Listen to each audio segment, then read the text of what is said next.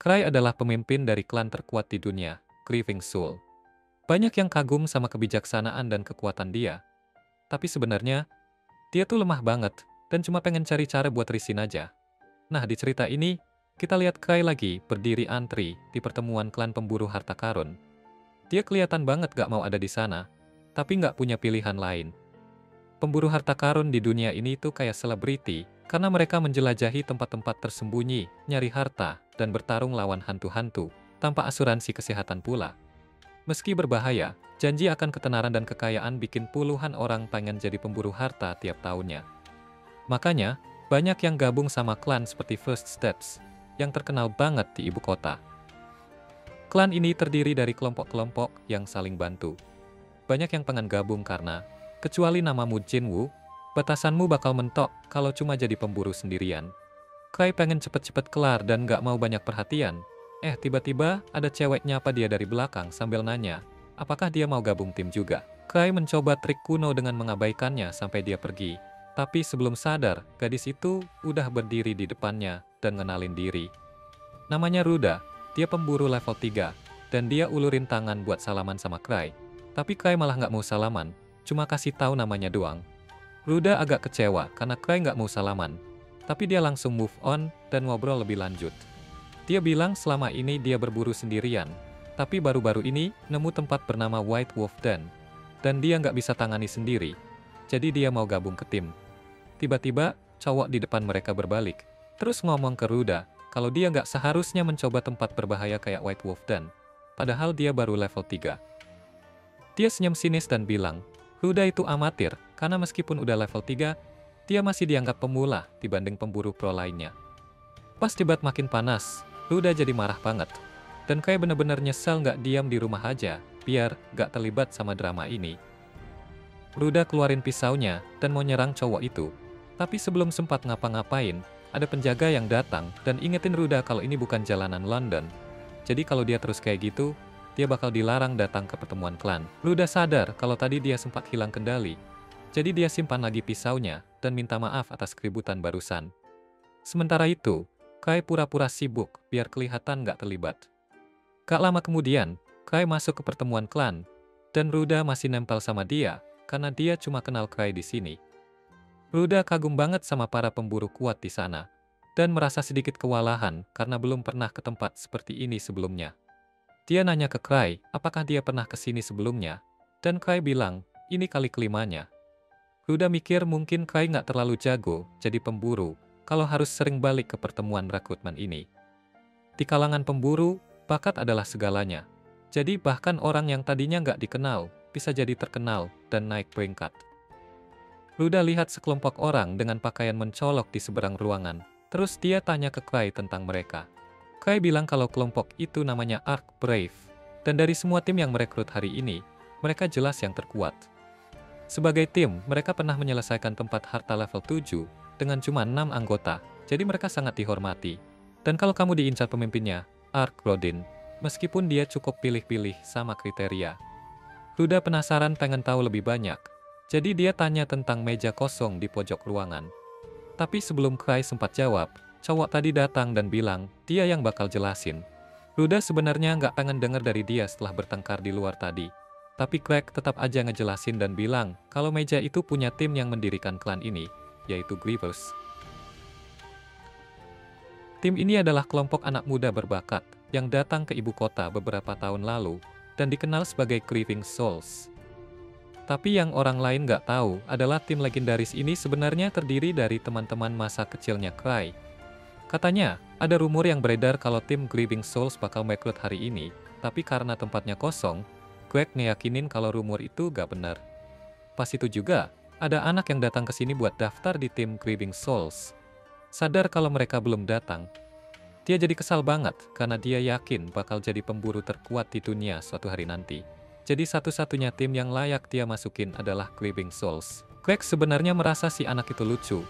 Tapi Ruda gak berani ngomong apa-apa soalnya level anak itu lebih tinggi dari dia. Tiba-tiba, ada cewek bernama Tino yang maju dan siap menghentikan anak berambut merah itu dengan kekerasan. Karena dia merasa cuma dia yang pantas gabung tim Grieving Souls. Partnernya coba nenangin dia, bilang bahwa ini nggak layak jadi keributan, meskipun si cowok rambut merah itu emang nyebelin banget. Sempat kelihatannya mereka udah tenang dan bisa menghindari perkelahian, tapi Greg mulai nyulut dengan provokasi kelas 1, dan tiba-tiba seluruh ruangan mendukung perkelahian itu. Sekarang semua berani bertarung, jadi Tino dan si anak siap berhadapan. Kai tahu situasinya bakal jadi kacau banget sebentar lagi, dan dia nggak mau ada di sana saat itu terjadi, jadi dia ajak Ruda keluar. Saat perkelahian hampir dimulai, Tino udah niat buat menghabisi anak itu karena sombongnya, dan dia berencana nanti tinggal hubungi Sol buat urusin urusan pembunuhan. Itu rencananya, sampai dia merasakan kehadiran yang familiar di dekat situ. Dan begitu dia lihat Kai, semua fokusnya berpindah. Dia lupa sama perkelahiannya, dan langsung menyerbu ke arah Kai. Kai kaget banget sama serangan mendadak ini. Jadi dia mundur sambil terhuyung. Dan Tino dengan canggung berbalik, manggil dia Master dan nanya, apakah Kai lihat dia tadi kehilangan kendali. Ark juga datang dan menyapa Kai, karena dia udah nunggu kehadiran Kai. Pertemuan klan gak bisa dimulai tanpa Kai, karena dia adalah Master Klan sekaligus pemimpin Greeting Souls. Semua yang belum kenal dia jadi kaget banget denger ini. Karena itu berarti Kai adalah orang paling penting di sini. Tapi semua perhatian yang dia dapatkan malah bikin dia mual, dan dia pengen pulang aja. Beberapa tahun lalu, waktu Kai dan teman-teman masa kecilnya baru tiba di ibu kota, mereka menyelesaikan semua tempat harta pemula dengan waktu rekor. Tapi ada satu masalah. Kai sebenarnya nggak tahu apa yang dia lakukan. Dia diselamatkan dari monster, dan teman-temannya mikir dia sengaja menurunkan kewaspadaan untuk jadi umpan. Dan dia ikut aja, padahal sebenarnya dia hampir aja jadi santapan. Mereka semua punya mimpi yang sama untuk jadi pemburu luar biasa. Tapi beda dengan 5 lainnya. Kai itu ya, biasa banget. Kai tahu, cepat atau lambat, dia bakal jadi beban buat timnya. Dan dia nggak mau teman-temannya jadi benci sama dia karena kelemahannya. Jadi, dia ambil keputusan buat keluar dari tim sendiri. Tapi anehnya, waktu dia coba buat keluar, dia malah ditunjuk jadi pemimpin tim. Begitulah caranya sampai di posisi sekarang sebagai pemimpin dari teman-teman masa kecilnya yang benar-benar berbakat, tapi dia benar-benar pengen pensiun dari jadi pemburu. Luda dan Greg masih nggak percaya kalau dari tadi ngobrol sama Master Klan. Saat Kai duduk di kursinya, Ark datang dan nanya apakah Kai telat datang karena mau mengamati kerumunan sebagai orang biasa. Kai bilang enggak dan cuma ketiduran, tapi Ark nggak dengerin dan yakin banget Kai sengaja datang telat. Entah kenapa, seberapa keras Kai coba jelasin dirinya, orang selalu salah paham dengan cara yang bikin dia kelihatan lebih baik dari sebenarnya. Tino nggak suka seberapa dekat Ark dengan Kai, jadi dia pengen Ark dikeluarin dari klan, tapi Kai nggak bakal ngelakuin itu. Tino adalah pemburu level 4, yang juga punya selera humor yang bagus, tapi dia nggak mau jadi bagian dari klan. Ark nanya ke Kai, apakah dia punya calon bagus untuk direkrut. Tapi sejujurnya, gak ada kebutuhan buat nambah anggota baru ke klan sekarang. Karena Ark hampir gak pernah benar-benar merekrut anggota baru. Kai lihat kesempatan dan nanya apakah Ark bakal serius mempertimbangkan rekomendasi dari dia. Ark bilang, dia bakal terima siapapun yang dipilih Kai. Dan ini jelas mengejutkan semua orang. Wakil kapten nyoba ngomong biar Ark gak buat keputusan gegabah begitu. Tapi Ark langsung motong dan bilang, siapapun yang dipilih Kai pasti pantas masuk timnya. Tino mulai malu-malu karena dia mikir Ark bakal merekomendasikan dia. Tapi dia juga nggak suka Ark. Jadi dia agak bingung apakah mau terima atau enggak. Tiba-tiba, anak yang tadi, namanya Gilbert ternyata, keluar ke depan kerumunan dan siap banget buat memohon kalau itu yang diperlukan biar diterima sama Kai. Kai coba mikir apakah Gilbert pilihan yang bagus atau enggak.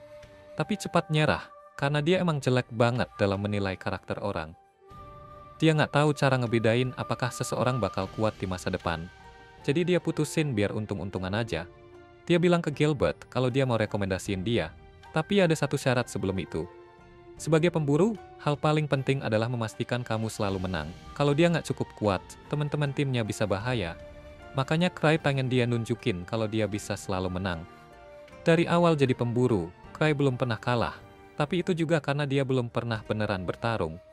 Terus, Kai lepas salah satu cincin artifaknya dan ngumumin ke semua pemburu di sana kalau orang pertama yang ngasih cincin ini ke Ark bakal diterima masuk timnya. Abis ngomong gitu, Kai lempar cincinnya ke arah kerumunan biar seru. Awalnya Gilbert yang dapat cincinnya, tapi nggak lama, Tino langsung loncat, terus nabrak muka Gilbert, keras banget, sampai mantal ke seberang ruangan. Mungkin sekarang Gilbert butuh dokter, tapi nggak ada yang peduli sama dia, karena cincinnya lagi ngelinding di lantai. Dan awalnya semua orang ragu buat gerak, tapi nggak lama langsung deh pada berantem berebutan cincin itu. Pas situasi makin kacau, Cray mutusin buat kabur. Dan meskipun barnya rusak gara-gara orang-orang, dia bilang itu bukan urusannya, dan langsung pulang. Besok paginya, pertarungan di bar jadi berita utama loh. Ternyata, seluruh tempatnya rata dengan tanah karena perkelahian itu. Tapi untungnya nggak ada korban jiwa dari warga sipil. Tapi sebagai akibat dari kejadian itu, Eva bilang kalau asosiasi penjelajah pengen adain pertemuan pribadi sama Cray. Dan Cray udah tahu itu artinya mereka bakal marahin dia. Dia nanya gimana Ark nanggepin beritanya. Dan Eva bilang kalau Ark ternyata nanggepin dengan santai dan ketawa aja. Karena Ark mungkin nggak marah, Cray pengen manfaatin suasana hati Ark yang baik buat kirimin tagihan perbaikan bar, sekaligus minta dia urus pertemuan sama asosiasi. Tapi Eva bilang kalau pertemuan itu khusus buat dia, jadi nggak ada cara buat menghindarinya kali ini. Meskipun dia coba mengabaikannya, manajer asosiasi, Ark, bakal tetap ngejar dia kayak biasanya. Jadi Cray mengalah dan setuju buat datang, tapi dia bakal pakai senjata rahasianya, biar cepet kelar. Dan senjata rahasianya adalah minta maaf dan mengibah. Dia juga berargumen kalau kerusakan cuma di barnya, dan karena nggak ada yang terluka, dan pemilik bar udah dapat ganti rugi buat perbaikan, harusnya nggak akan ada masalah lebih lanjut. Craig belum sempat marahin Cray, tapi setelah lihat Cray minta maaf, dia biarin aja untuk sementara. Meskipun nggak ada keluhan rasmi terhadapnya, Cray tetap harus tanggung jawab atas tindakannya. Itu sebabnya Craig ngasih dia tugas, dan dia nggak bisa nolak. Asosiasi dapat segala macam tugas buat para pemburu, tapi karena volumenya begitu banyak, pasti ada tugas-tugas yang begitu sulit, atau bayarannya sedikit banget, sampai nggak ada yang mau ambil. Tugas-tugas ini sering disebut oleh para pemburu sebagai pekerjaan rumah, dan Cray beneran nggak mau urusin salah satu dari itu. Jadi dia coba berpura-pura penting banget buat dapat pekerjaan rumahan, tapi Craig nggak membiarkan dia kabur dari ini. Akhirnya dia terpaksa milih salah satu tugas. Cray buka buku quest dan mulai nyari quest yang paling gampang. Dan dari semua yang ada, tingkat paling rendah adalah level 3. Jadi dia pilih yang itu. Dia awalnya mau nyuruh Ark kerjain tugasnya. Tapi pas dia cari Ark, Tino bilang kalau Ark lagi pergi ketemuan sama beberapa bangsawan. Dia bakal pergi cukup lama, dan gak ada orang lain di sini. Jadi dia gak punya banyak pilihan buat kabur dari tugasnya. Pas itu juga, dia sadar kalau Tino pakai cincinnya. Artinya dia yang menang dalam permainan kecil mereka kemarin. Tapi, terlepas dari itu, dia nanya Tino apakah dia lagi senggang sekarang. Tino jadi bersemangat karena dia kira Cray mau ngajak dia kencan, tapi sayangnya ternyata Cray kasih tahu bahwa dia ada tugas buat dia. Dia langsung kabur, tapi walaupun dia cepet, Cray punya cara buat ngejar dia. Dia manggil anjing rantainya, Silver, dan nyuruh buat nangkep Tino. Gak lama, Cray udah bikin Tino terikat di kursi biar bisa ngobrol soal quest itu. Tino merasa dikhianati karena dia cuma pengen jalan bareng Cray, tapi sekarang dia malah dipaksa ngerjain quest yang gak jelas ini sendirian. Cray nanya apakah masalahnya karena dia gak mau ngelakuin ini sendirian. Dan Tino jawab kalau dia bakal oke aja kalau Cray ikut. Tapi artinya Cray harus kerja beneran. Jadi dia milih buat ngirimin Tino sama beberapa pemburu yang dia temuin kemarin. 6 tahun lalu, waktu tim Cray pertama kali tiba di ibu kota, mereka mau masuk ke asosiasi buat daftar resmi jadi pemburu. Tapi Cray mulai ragu pas mereka sampai di pintu. Luke bilang agar dia berhenti khawatir, karena Cray yang pertama kali usul supaya mereka bertekad jadi yang terbaik di ibu kota. Tapi Cray bukan khawatir soal kekuatan temannya. Dia khawatir karena tahu kalau dirinya bisa bikin tim dimundur. Luke bilang agar berhenti ngomong hal aneh dan buka pintu asosiasi sendiri. Dia bilang agar berhenti ngomong hal aneh dan buka pintu asosiasi dan memproklamasikan dirinya sebagai pendekar pedang terkuat di dunia, diikuti oleh Liz yang mengklaim sebagai pencuri terkuat di dunia. Setelah masuk dengan gaya sekeren itu, gak ada jalan balik. Jadi Cray maju ke meja resepsionis buat daftarin timnya. Tapi dia pengen bikin mereka nyesel milih dia jadi pemimpin. Jadi pas disuruh pilih nama untuk timnya, dia pilih yang edgy dan kasih nama Grieving Soul tanpa alasan jelas. Anggota lainnya ngerasa nama itu terlalu gelap dan suram.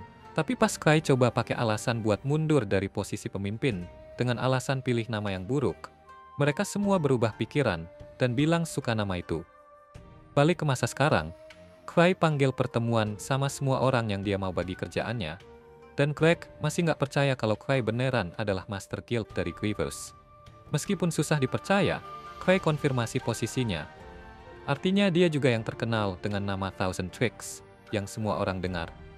Di asosiasi, saat pemburu mencapai tingkat prestasi dan kehormatan tertentu, mereka dapetin nama khusus dan pada dasarnya jadi selebriti. Cray akhirnya terkenal dengan nama Thousand Tricks sebagai nama keduanya, dan dia dapat nama khusus itu.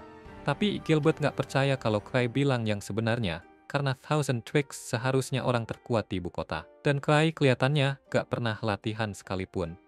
Tino langsung pasang badan buat ngelindungin Cray, dan bilang kalau Gilbert yang terlalu lemah buat ngerti kekuatan Cray, meskipun Cray sendiri gak tahu kekuatan apa yang dimaksud, karena dia disebut terkuat, cuma karena teman-temannya terus-terusan memuji berlebihan. Terus, Cray nanya, apakah Gilbert dan yang lain mau terima tugas ini? Tapi Gilbert nolak permintaan dari Cray, karena dia masih gak percaya kalau Cray adalah yang terkuat di kota.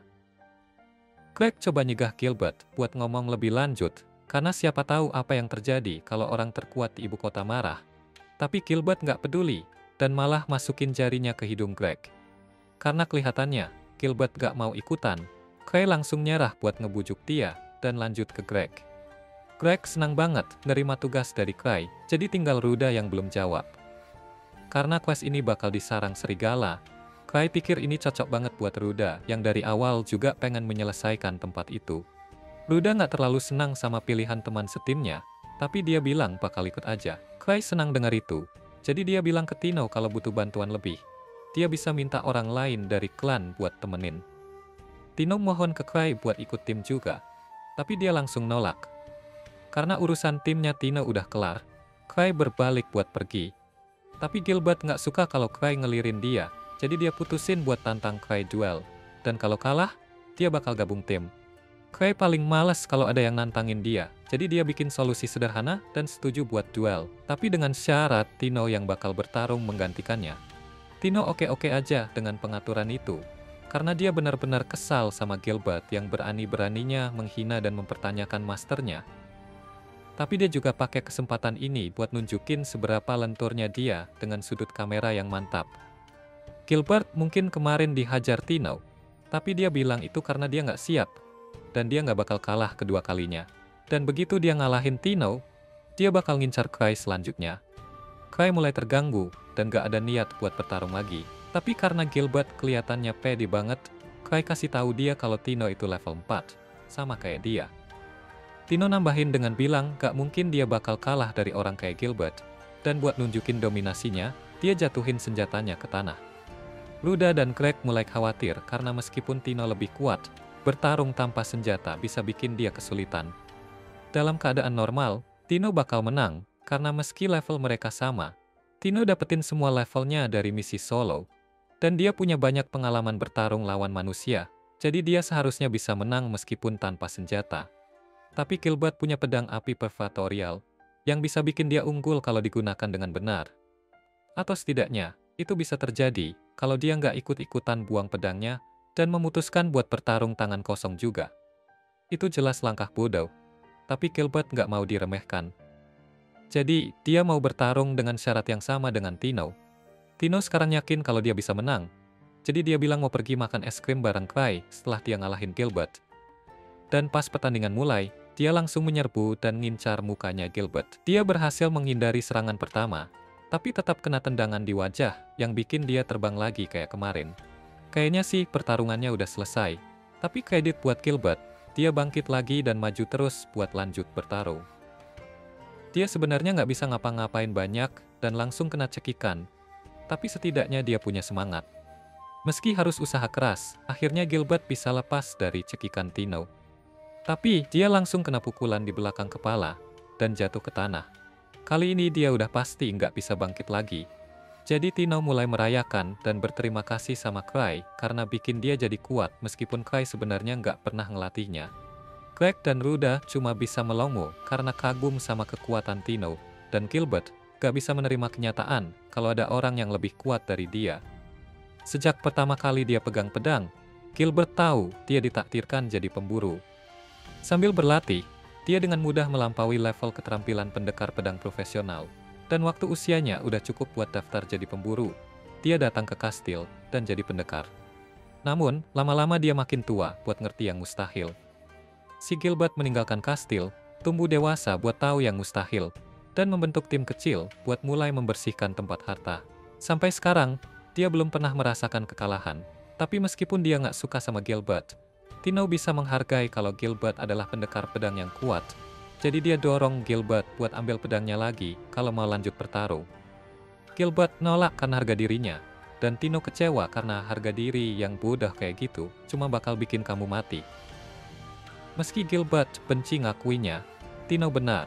Dan kalau ini adalah pertarungan sungguhan, dia udah mati berkali-kali. Dia harus terima kenyataan kalau dia nggak sekuat yang dia pikirkan. Tapi saat itu juga, Clay manggil dia dan nebak kalau Gilbert pastinya keluar dari tim lamanya karena perbedaan kekuatan. Gilbert kaget karena Clay benar banget. Dan Clay jelasin kalau masalah serupa muncul di timnya, meskipun dia gak meninggalkan tim gara-gara itu. Walau mungkin dia pengen. Gilbert salah paham bahwa ini berarti Clay jauh lebih jago dari semua rekannya di Grieving Soul, tim terkuat di ibu kota. Dan itu memberinya perspektif baru tentang apa artinya jadi yang terkuat. Clay kemudian memperhatikan pedang Gilbert dan mengetuknya ringan untuk melihat apa yang bisa dilakukan. Api mulai keluar dari pedang itu saat Clay mengendalikannya. Dan Gilbert tercengang karena selama ini dia memiliki pedang itu. Dia nggak pernah bisa mengeluarkan api sebesar Clay, apalagi mengendalikannya sampai sejauh ini.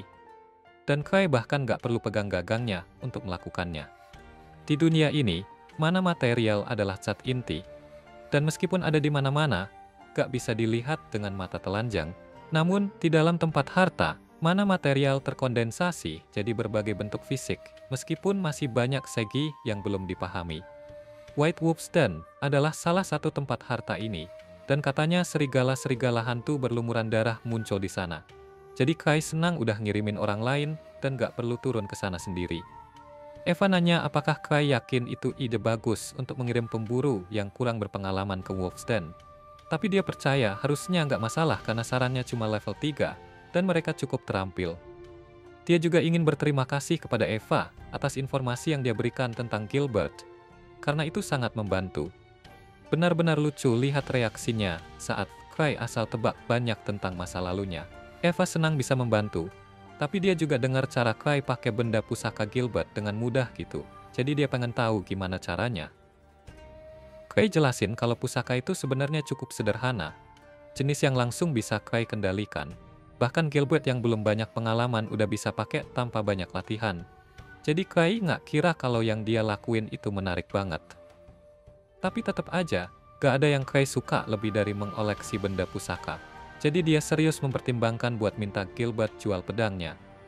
Tapi Eva langsung menolak ide itu, karena Clay terus-menerus ngabisin anggarannya buat koleksi pusaka. Koleksinya udah banyak banget, jadi dia nggak ngerti kenapa Clay masih pengen nambah lagi. Clay jelasin kalau setiap pusaka punya keunikannya sendiri. Jadi meskipun dia udah punya lebih dari 20 cincin pusaka, dia merasa selalu bisa punya lebih. Eva sadar kalau dia nggak bisa menyadarkan Clay, tapi meskipun penghasilannya cukup gede, dia nggak bisa biarin Clay menghabiskannya semua buat pusaka. Semua keuntungan dari tim Grieving Soul dibagi rata di antara anggota, tidak peduli kontribusinya. Jadi meskipun Clay jarang banget ngelakuin apa-apa, dia tetap dapat gaji besar di akhir bulan. Clay nggak mau berhenti koleksi pusaka. Jadi waktu dia ngelihat salah satu pusakanya perlu diisi ulang, dia pakai itu sebagai alasan buat kabur dari obrolan. Dia pergi ke salah satu anggota asosiasi dan minta sedikit bantuan buat isi ulang pusaka dengan sihir. Dan mereka senang membantu karena Clay selalu banyak ngelakuin buat mereka.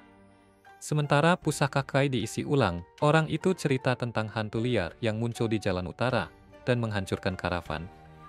Ada 3 pemburu level 3 yang menjaga karavan itu, jadi hantunya pasti kuat. Dan para ksatria Odo ketiga sedang merekrut buat tim pemusnahan. Laporan bilang kalau hantu itu seekor serigala, dan lokasinya nggak jauh dari White Wolf Den, jadi pastinya dari sana. Mungkin ada banyak serigala yang muncul, jadi berarti tempat itu pasti penuh sama musuh sekarang. Dan siapapun yang kurang beruntung, ada di sana pasti bakal mengalami kesulitan. Clay coba menenangkan dirinya sendiri, dan berpikir kalau timnya Tino mungkin akan jadi mimpi buruk buat dia. Tapi kemudian orang-orang yang duduk bareng Clay mulai ngomongin gimana monster-monster di White Wolf Den belakangan ini makin kuat. Jadi asosiasi kepikiran buat naikin level ancamannya. Malah, ada tim Lancer level 5 yang hilang di sana. Jadi nggak mungkin ada yang di bawah level 5 bisa ngatasinnya. Clay jadi khawatir banget sekarang dan mutusin buat lihat quest yang dia terima tadi. Baru nyadar kalau dia seharusnya nyelamatin Lancer level 5 dan timnya itu. Dia benar-benar harus baca detail questnya sebelum ngirim Tino dan yang lain ke sana. Tapi, sekarang udah telat buat manggil mereka balik. Orang-orang di meja melihat Clay bertingkah aneh. Jadi mereka tanya apakah ada yang salah, dan Clay bilang kalau dia sebenarnya ngirim Tino ke White Wolf Den. Mereka langsung kaget dan ngeri karena Clay ngirim Tino yang cuma level 4 ke tempat harta yang bahkan tim level 5 gak bisa taklukin. Mereka asumsi Clay pasti tahu betapa berbahayanya itu dan ngirim Tino sebagai bagian dari latihannya. Karena guru macam apa yang kirim muridnya ke misi yang mematikan kayak gini tanpa penelitian dulu. Clay tiba-tiba berdiri dan bilang ada yang mendesak yang harus dia urusin. Begitu dia sampai di lorong, Clay mulai panik dan mencoba menenangkan diri. Berpikir kalau Tino cukup terampil, jadi mungkin dia bisa mengatasi ini dan Gilbert hampir setara kekuatannya selama dia pakai pedang apinya. Tapi, Clay ingat kalau dia sudah menghabiskan semua kekuatan pedangnya pas lagi demonstrasi. Jadi kalau Gilbert belum isi ulang, pedang itu bisa dibilang gak berguna. Sementara Tino dan yang lain mendekati White Wolf Den, mereka mulai merasakan aura berbahaya, bahkan sebelum sampai ke sarangnya. Tino udah nyangka hal seperti ini bakal terjadi karena Clay yang ngirim dia ke misi ini. Makanya dia sempat tulis surat wasiat kalau dia sampai mati. Meski begitu, dia yakin gak akan mati karena semua ini udah dihitung matang sama Clay. Dia percaya fakta bahwa Clay memilih mereka untuk ikut misi ini pasti juga udah dipikirkan dengan hati-hati. Tapi Greg nggak yakin itu mungkin karena Clay baru ketemu mereka kemarin. Gilbert setuju kalau itu gak mungkin. Tapi dia gak kaget kalau Clay ternyata udah riset tentang mereka semua sebelum mereka bertemu. Malah, semua insiden di pub kemarin mungkin bagian dari rencananya juga. Jadi, meskipun misi ini mungkin jauh di atas kemampuan mereka, Tino yakin kalau Clay nggak bakal sembarang ngirim mereka ke misi yang mereka nggak ada harapan untuk selamat. Sayangnya, itulah yang sebenarnya Clay lakukan, dan dia panik banget gara-gara itu. Dia putuskan buat nyelamatin mereka sendiri, jadi dia masuk ke ruangan tersembunyinya, dan mulai ambil semua pusaka yang bisa dia bawa. Pas dia keluar, Eva melihat dia, dan dia juga mengira Clay sengaja mengirim Tino ke misi berbahaya itu cuma buat menguji dia. Dan meskipun dengan naif, dia rencanakan supaya Tino nggak dalam bahaya mati, dia pasti tetap agak khawatir, makanya mau mengecek mereka. Eva bahkan melihat Clay bawa pusaka slime milik Satori, yang sebenarnya melanggar hukum kekaisaran buat dimiliki, tapi dia nggak tahu apa yang bakal dihadapinya. Jadi dia mau siap-siap. Dia menuju ke balkon dan pakai pusaka wingsuit, biar bisa sampai ke White Wolf Dan secepat mungkin. Dan saat dia pergi, Eva berharap dia bisa balik dengan selamat, karena orang terakhir yang pakai wingsuit itu meninggal setelah nabrak tembok dengan kepala duluan. Dulu, seminggu setelah Cleaving Souls terbentuk, ada kejadian seru nih. Pedang super sakti milik si rambut merah, namanya Testament Blade, patah. Dia nggak percaya sama sekali tuh. Tapi teman-temannya bilang juga, ya, itu kayak cuma pedang kayu doang, yang nggak mungkin lah bisa lawan Cyclops yang habis mereka kalahin. Ada seorang petualang tua yang mabuk berat, ngejek mereka bilang kalau mereka kabur dari monster itu. Cewek-cewek di Cleaving Souls akhirnya nunjukin bukti. Mata Cyclops-nya ke si mabuk, dan dia langsung kaget banget sampai hampir ngompol. Nah, balik ke cerita sekarang, tim Tino baru aja ngalahin monster serigala. Padahal monster sehebat itu seharusnya nggak muncul di sini, untungnya cuma ada satu aja. Yang lain penasaran kenapa Gilbert nggak nyalain apinya, terus dia bilang kalau mananya habis. Gilbert baru sadar kalau Clay make semua mananya dan nggak bisa nge-charge sendiri. Yang lain mikir, mending mundur aja kali ya. Soalnya orang-orang yang harusnya diselamatin mungkin udah nggak ada, tapi Tino nggak mau nyerah. Dia jelasin nih, kalau mereka nggak kesana buat ngumpulin orang-orang yang udah mati, karena mereka tuh masih hidup. Tino bilang kalau keputusan si Master tuh nggak pernah salah, dan ngabisin mana pedang purgatorial emang udah bagian dari rencananya. Dia pikir Clay mau ngajarin timnya buat nggak terlalu ngandelin barang-barang sakti. Akhirnya, mereka sampai di sarangnya serigala putih. dan ternyata serigala-serigala di sana jauh lebih gede dari biasanya. Sarangnya itu dibuat buat serigala ukutan biasa. Jadi yang gede-gede itu sempit-sempit di dalam. Jadi yang terbaik itu langsung serang di dalam daripada ngasih ruang buat mereka di luar. Gilbert berencana buat maju duluan, tapi Tino ngejek dia beberapa kali dan bahkan manggil dia idiot bego. Itu tugas Tino buat jaga semua orang tetap hidup dan nyerbu kayak gitu adalah ide paling bodoh yang pernah dia dengar. Kai jelas-jelas lagi ngetes gimana kualitas dia sebagai pemimpin. Jadi dia harus bisa jaga semuanya tetap aman. Tino akhirnya mutusin kalau cewek-cewek yang bakal menggiring monster-monsternya maju. Soalnya mereka lebih gesit dan cowok-cowok bisa habisin dari belakang. Sebagai pemimpin, Tino nggak mau ngizinin siapapun jadi tumbal buat jadi tameng. Sementara itu, kita lihat Kai terbang di udara. Pikiran Kai beda banget dari Tino. Dia cuma berharap kalau Tino masih selamat, dan dia mau Tino pakai anggota tim lainnya sebagai tameng daging kalau emang harus. Tim Tino udah masuk ke pertempuran, tapi musuh-musuh mereka jauh lebih kuat. Tapi untungnya, mereka punya satu senjata rahasia, yaitu kerjasama tim. Tim ini menang di pertempuran pertama mereka, dan Tino senang banget karena musuh-musuhnya nggak paham kerjasama. Pertempuran terus berlangsung karena makin banyak monster yang muncul, dan Tino mikir, tim darurat mereka ini ternyata oke juga. Gilbert bawal banget, tapi dia kuat. Ruda nggak banyak kaya, tapi jago banget ngelokalisir musuh. Craig punya banyak banget pengalaman, dan dia bisa kerjasama dengan baik sama yang lain. Tino memuji Craig for ngumpulin tim yang keren ini, bahkan nyebut dia seperti dewa. Flashback ke masalah Gilbert sama tim lamanya, mereka nggak bisa seimbang sama dia, jadi dia keluar dari tim dan merasa marah banget. Sekarang dia sadar kalau selama ini nggak mikirin perasaan teman-temannya, dan rasanya ternyata enak banget bisa bertarung sambil kerjasama. Tim ini menang lagi di pertarungan berikutnya, dan Gilbert bilang kalau dia baru aja mulai pemanasan. Beberapa saat kemudian, Tino merasakan kalau bos dungeon ada di dekat sana. Yang lain takutnya udah waktunya kabur nih, tapi Tino bilang kalau mereka bisa sampai sejauh ini tanpa lecet sedikit pun. Jadi harusnya bisa ngadepin bosnya juga. Tino setuju sih, hati-hati itu penting. Tapi misi yang aman-aman aja, nggak bakal bikin orang tambah jago. Craig kepikiran soal gimana kalau Hunter udah nyampe level 4. Mereka bisa hidup nyaman, cuma dengan nyelesain misi di bawah level mereka. Craig dulu juga gitu. Kalau misinya susah, dia langsung kabur. Dia udah pernah lihat banyak temannya mati di pertempuran, jadi bikin dia takut. Tino bisa tahu kalau Craig join ke First Steps, karena dia pengen ngerubah hal itu tentang dirinya. Dan ini mungkin alasan kenapa Craig masukin Craig ke tim dari awal. Dia menduga kalau Craig nggak asal-asalan masukin mereka jadi satu tim, tapi dia emang pengen nyelamatin semua pecundang ini. Tino bilang, Craig itu nggak mungkin ngelakuin sesuatu tanpa alasan yang bagus, dan semuanya pasti udah sesuai rencana sempurnanya. Ruda sekarang mulai percaya juga, dan dia penasaran kenapa Craig milih dia ikut tim. Tapi Tino bercanda bilang kalau dia dipilih karena alasan besar yang jelas banget. Di langit, Craig ketakutan kalau dia udah telat buat ngehentiin Tino masuk ke ruang harta. Dia panik karena relik yang dipakai buat terbang ini kelewat liar, dan dia ngumpat pembuatnya. Begitu gilanya sampai Craig terlempar langsung ke ruang harta itu. Di dalam, tim Tino kaget banget begitu lihat posnya, karena ukurannya kelewat gede. Mereka semua lari kalang kabut, dan Craig jelas aja mikir ini waktunya buat mundur. Tapi Tino nggak mau nyerah di salah satu ujiannya Craig, jadi dia mikir sebuah rencana. Bosnya nggak pakai helm, jadi dia tahu ini titik lemahnya. Para cowok mengalihkan perhatian si monster raksasa dengan serangan-serangan.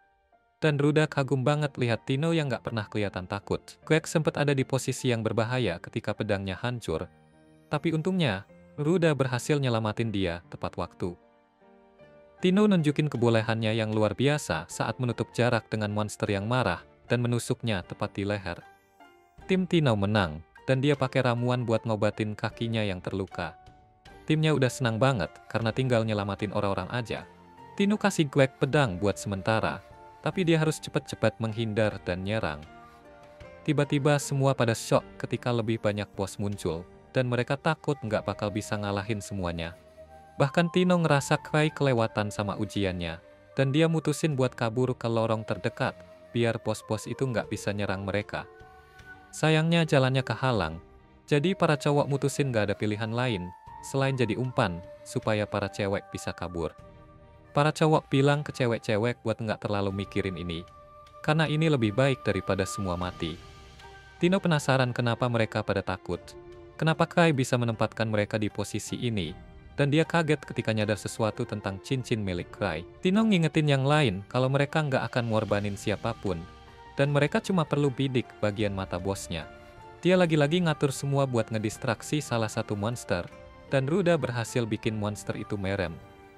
Tino lalu ingat waktu Kai nunjukin gimana cara pakai relik yang dia menangkan darinya. Dia pakai relik itu buat bikin si bos buta total. Teman-temannya kirim Gilbert buat ngasih serangan terakhir, tapi Tino bisa ngerasain ada yang gak beres. Namun udah telat, Gilbert kena serangan dari monster, dan dia minta maaf karena gak berhasil. Tino ngerasa bersalah karena gak bisa jadi pemimpin yang baik, dan dia pasrah saat 4 bos mendekat. Lalu tiba-tiba semua terkejut ketika Kai tiba-tiba jatuh dari langit, dan masuk ke ruang harta. Kai nyapa Tino, dan Greg menyadari kalau monster-monster itu kelihatannya takut sama Kai. Monster-monster mencoba menyerang Kai, tapi perisainya melindunginya, dan monster-monster itu jadi makin kaget. Kai kasihan sama monster-monster itu, dan bilang kalau dia punya 17 nyawa, lalu dia pakai salah satu reliknya buat menyerang. Serangan Kai begitu kuat sampai menerangi seluruh gua, dan Greg syok melihat betapa hebatnya seorang level 8. Kai bingung kenapa ada banyak monster menyeramkan di sini, karena seharusnya ini hanya ruang harta level 3. Kelompok yang lain kaget melihat pos monster masih bertahan dari serangan Kai, tapi Kai udah tahu itu bakal terjadi, karena cincin tembaknya memang gak terlalu kuat. Tim yang lain panik ketika para bos mendekati Kai dengan senjata pedang dan pistol. Tapi Kai tetap tenang, karena dia ingat kalau dia bawa 17 cincin pengaman. Semua bos bersiap menyerang sekaligus, jadi Kai merasa nggak ada pilihan lain selain menggunakan senjata rahasianya. Monster-monster ketakutan ketika melihatnya melepas kalung dan minum sesuatu dari botol kecil. Kai menggunakan isi botol itu buat bikin asap tebal, dan memberitahu yang lain buat lari secepat mungkin. Karena mereka geraknya cukup lambat, Gilbert yakin kalau mereka bakal ketangkep. Ruda ngingetin Gilbert kalau Tino lagi cedera, makanya Kai sengaja jalan pelan di belakang mereka. Tapi ternyata, Kai emang pelari yang lambat. Tino juga mikir Kai sengaja ngelindungi dia, dan dia mengingat saat pertama kali mereka ketemu. Waktu itu, Tino diganggu sama beberapa preman, tapi Grieving Souls muncul buat nyelamatin dia. Sejak saat itu, Tino pengen gabung sama Grievous, dan mulai kagum sama Kai. Semua orang ngucapin terima kasih ke Kai udah datang menyelamatkan mereka, dan mereka memuji Tino karena berhasil menjaga mereka tetap hidup selama ini. Kai memuji Tino karena sudah melakukannya dengan sangat baik, meskipun luka-lukanya bikin dia kesakitan. Kai ngerti apa yang diinginkan Tino, jadi dia menyembuhkannya, dan Tino bilang kalau dia udah merasakan sakit lagi. Gilbert takjub melihat Kai bisa nyembuhin pakai relik. Sementara Kai dalam hati mikir dia emang butuh relik buat semua hal. Sayangnya, Kai belum bisa ngalahin para bos, dan mereka punya masalah lain. Mereka nyasar di dalam ruang harta ini, nggak tahu di mana pintu keluarnya, dan Kai juga nggak punya petunjuk harus ngapain. Tino dan Ruda itu kan pencuri, jadi sebenarnya dia pengen banget mereka ngumpulin info atau apalah. Tapi mereka percaya banget kalau Kai tahu kemana harus pergi, meskipun sebenarnya Kai nggak tahu. Tiba-tiba Gilbert ngomong, dan setelah semua yang dia pelajari, dia yakin banget si Kai paling hebat pasti tahu apa yang dia lakuin. Tapi kelihatannya mereka malah kayak ngeluyur nggak jelas. Gilbert nanya apa Kai beneran bawa mereka ke pintu keluar? Tapi sebelum Kai sempat jawab, Tino langsung bilang kalau jalur ini nggak menuju ke pintu keluar. Dia punya sedikit gambaran tentang den itu, karena dia lihat peta. Jadi dia tahu mereka menuju ke arah yang berlawanan dari pintu keluar, dan mesti ada alasan Kai buat itu. Ruda juga percaya penuh sama Kai, tapi dia berharap Kai minimal bisa kasih tahu mereka mau kemana. Tapi Kai tetap diam aja. Akhirnya, mereka sampai di persimpangan jalan. Jadi Kai asal tebak aja mau lewat mana. Dan pas dia belok, semua orang kaget banget karena Kai ternyata bawa mereka ke para pemburu yang terluka, yang harusnya diselamatkan. Tentu saja, Kai masih nggak tahu dia ngelakuin apa. Tapi karena semua orang kelihatannya setuju, dia jadi punya pikiran yang sama. Dia punya pikiran yang sama. Dan pas kelihatannya dia ngikut ke jalur lain, Dia ngikutin mereka dan pas dia lihat Tino dan yang lain ngebantu pemburu-buru yang terluka itu, dia kagum karena Tino bisa nyadar, sementara dia sendiri nggak bakal mungkin nyadar. Pemimpin dari rombongan yang terluka itu namanya Dave. Dan dia ngucapin terima kasih ke Tino karena udah nyelamatin mereka. Tapi Tino bilang kalau yang seharusnya ditanyain ya Kai, soalnya mereka nggak bakal bisa sampai di situ tanpa dia. Kai coba bilang kalau dia cuma asal tebak aja jalan mana yang harus diambil. Jadi dia nggak pantas dapat pujian. Tapi nggak ada yang percaya, dan mereka pikir Kai cuma rendah hati aja.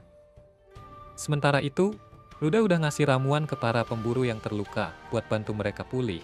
Tapi mereka masih banyak kehilangan energi, karena udah lama nggak makan.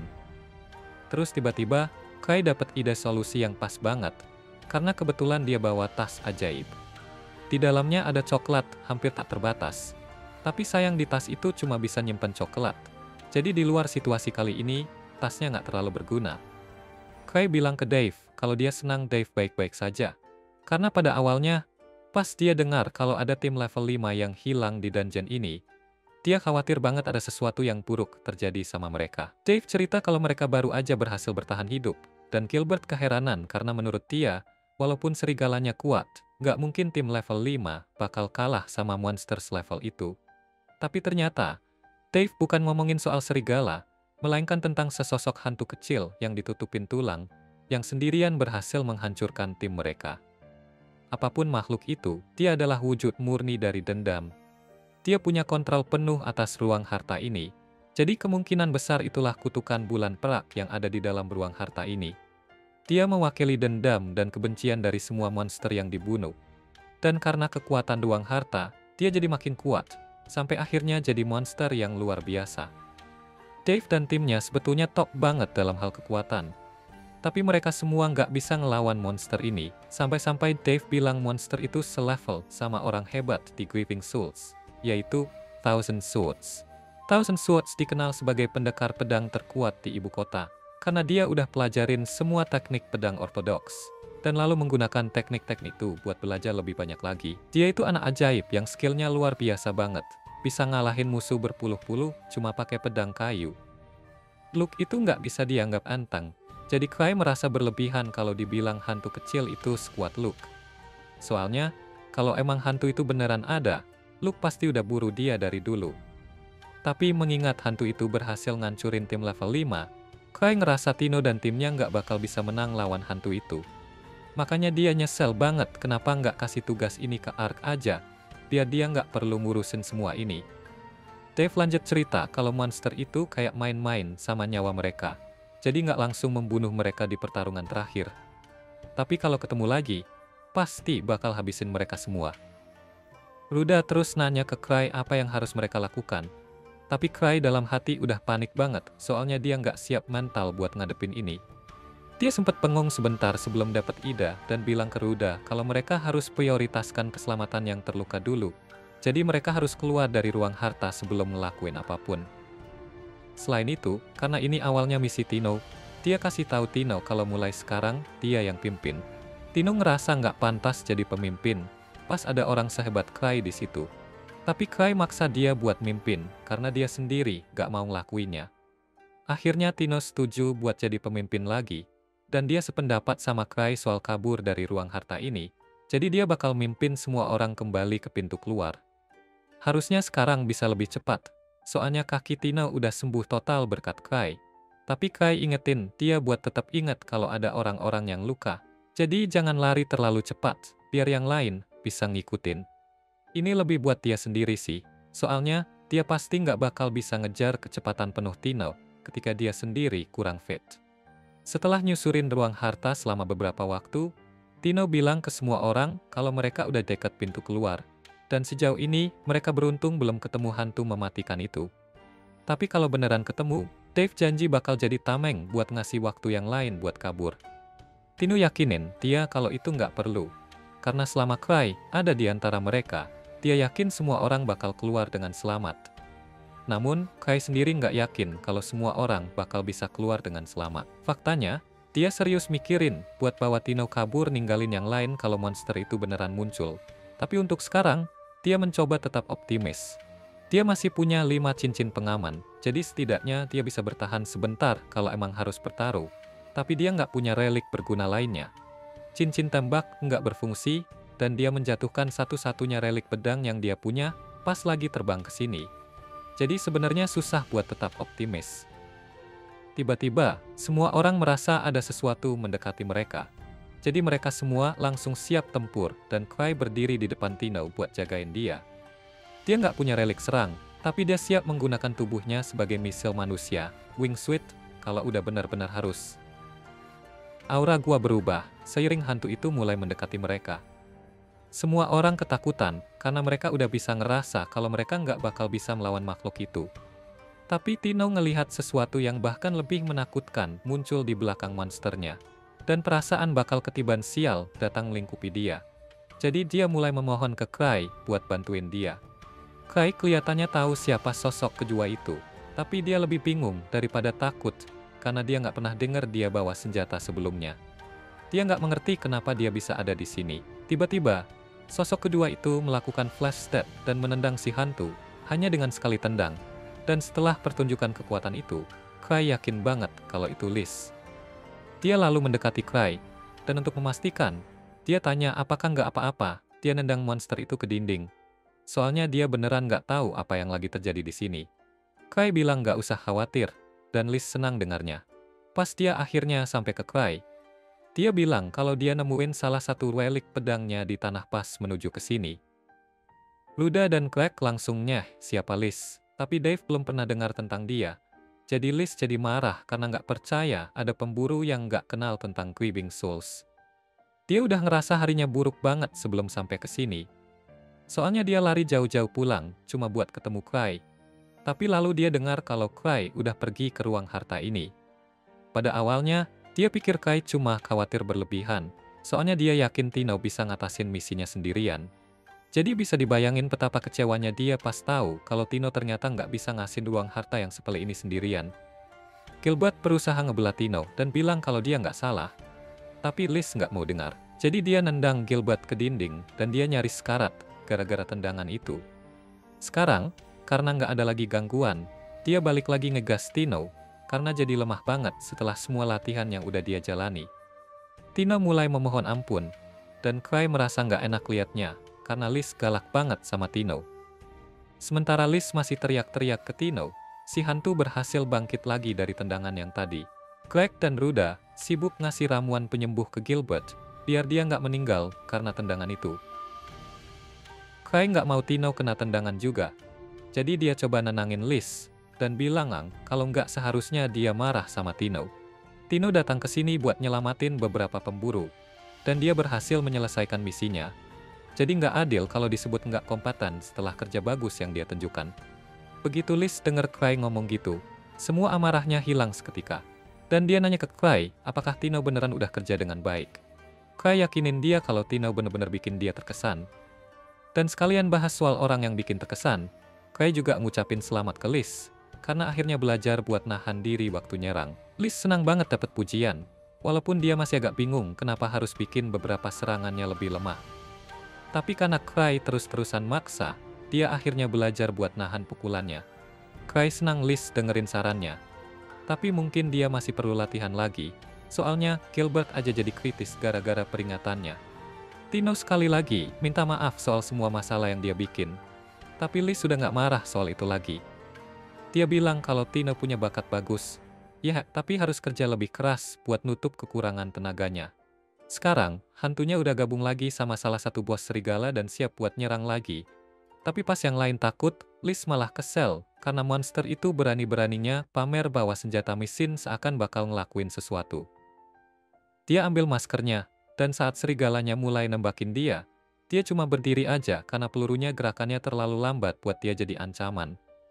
Pas pelurunya habis, Liz masih berdiri di situ tanpa cedera. Dan bukan cuma itu, dia juga pegang beberapa peluru di tangannya. Bahkan punya waktu buat bikin pola kayak gini sama sisa peluru yang ditangkap. Liz udah bisa nahan amarahnya. Tapi setelah tahu kalau Tino kalah dari monster dengan senjata, dia malah jadi makin marah daripada sebelumnya. Liz udah bisa menghindari peluru sejak umur 10 tahun. Jadi rasanya kayak penghinaan buat kekuatannya kalau monster berani-beraninya nunjukin senjata ke dia dan ngerasa bisa berhasil. Dia pengen nunjukin betapa gampangnya ngalahin hantu kayak gini. Jadi dia salto ke udara. Dan pas turun, dia nendang tepat di serigala raksasa itu sampai terbelah dua dan meledak. Gampang banget. Jadi dia nggak ngerti kenapa Tino nggak ngelakuin hal yang sama buat ngalahin serigala itu dari dulu. Sambil ngobrol, si hantunya nyabut pedang dan nyerang ke Liz. Tapi seperti yang pertama, Liz ngerasa ini harusnya gampang banget buat Tino buat ngalahin sesuatu yang selemah ini. Setelah nangkep pedangnya dengan dua jari, dia menendang hantu itu ke udara dan lanjut mendaratkan pukulan bertubi-tubi sambil ngebentak Tino karena terlalu lemah buat ngelakuin ini sendirian. Tino pun menangis dan Clay merasa kasihan padanya. Tapi hal ini cukup biasa terjadi kalau Liz jadi pelatih. Liz adalah pemburu paling cepat di dunia, dan kecepatannya yang luar biasa bikin dia dijuluki Stifled Shadow. Setelah semuanya berakhir, Tino, Greg, Ruda, dan Gilbert bertemu lagi di Guild. Dan Gilbert ngasih tahu kalau dia pengen ngasih pedang apinya ke Cry. Dia sadar kalau dia terlalu mengandalkan pedangnya, jadi dia berencana buat melatih tubuhnya dari awal sampai bisa nangkap peluru kayak Liz. Nggak ada yang lain percaya kalau dia bakal bisa ngalamin keberhasilannya.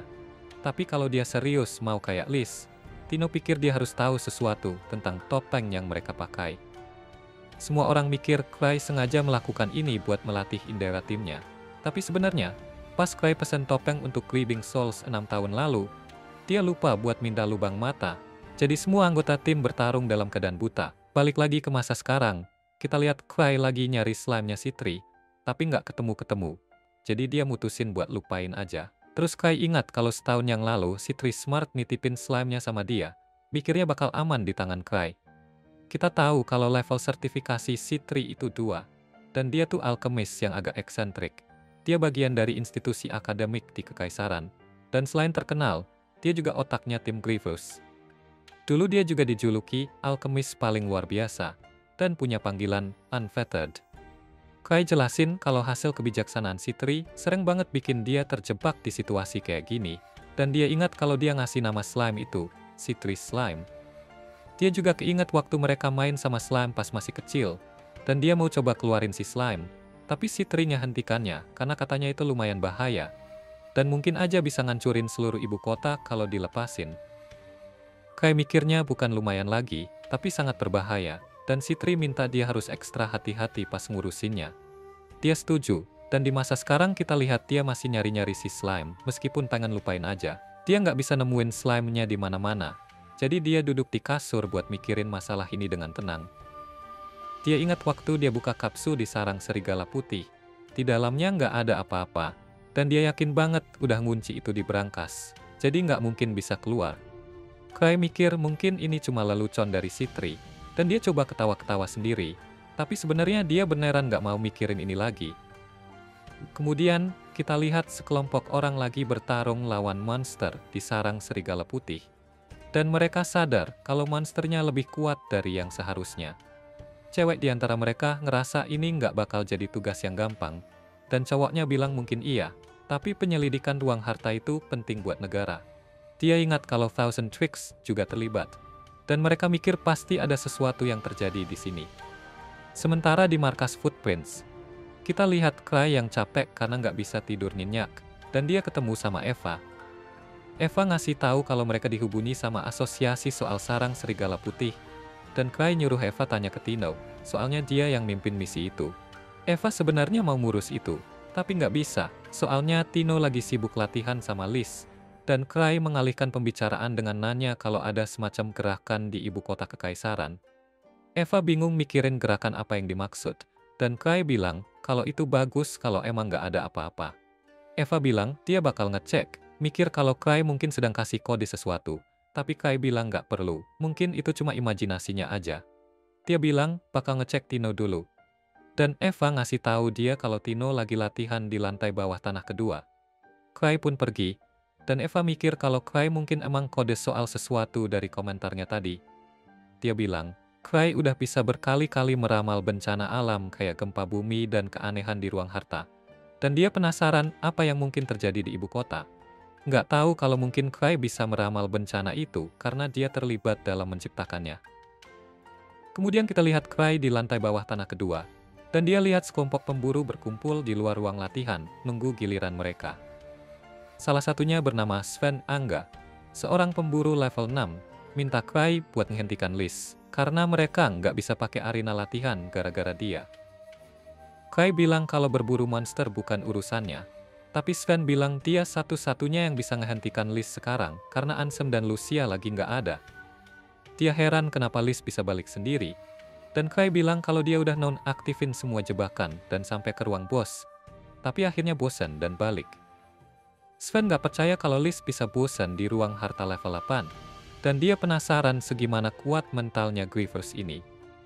Dia kesampingkan itu dulu, dan bilang kalau mereka nggak ngehentikan Liz sekarang, Tino bisa mati. Cry mikir itu nggak bakal kejadian, karena manusia nggak mati semudah itu. Tapi begitu dia buka pintu ruangannya, dia lihat Tino di lantai, dan nggak merespon. Liz mengejek dia, nyuruh dia bangun, bertanya apa cuma segitu aja kemampuannya. Karena Tino nggak bergerak sama sekali, Liz memutuskan buat mengakhiri hidupnya. Tapi Cry ngehentikannya. Dia nanya, ada apa, dan bilang kalau dia lagi sibuk melatih Tino sekarang, penasaran kenapa dia lemah banget. Soalnya Liz sendiri di usianya dulu lebih kuat dari Tino sekarang. Cry tahu kalau Liz bersemangat banget. Tapi dia bilang ke Liz kalau Tino udah di batasnya, dan harus berhenti dulu untuk hari ini.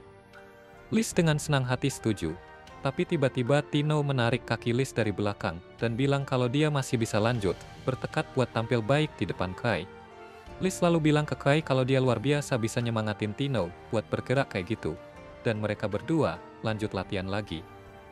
Cry lalu keluar dari ruangan, minta maaf ke orang-orang yang nunggu di luar, dan bilang kalau Liz nggak bakal dengerin dia kalau udah kayak gini.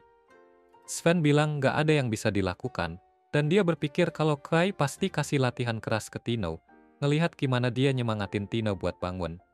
Cry coba jelasin kalau nggak begitu, tapi Sven nggak mau denger, jadi Cry biarin aja. Sven lalu bilang ke Cry kalau jalan utara udah ditutup, dan mereka duduk buat ngobrol. Sven kasih tahu Cry kalau muncul banyak hantu di jalan itu, dan detailnya masih diselidiki.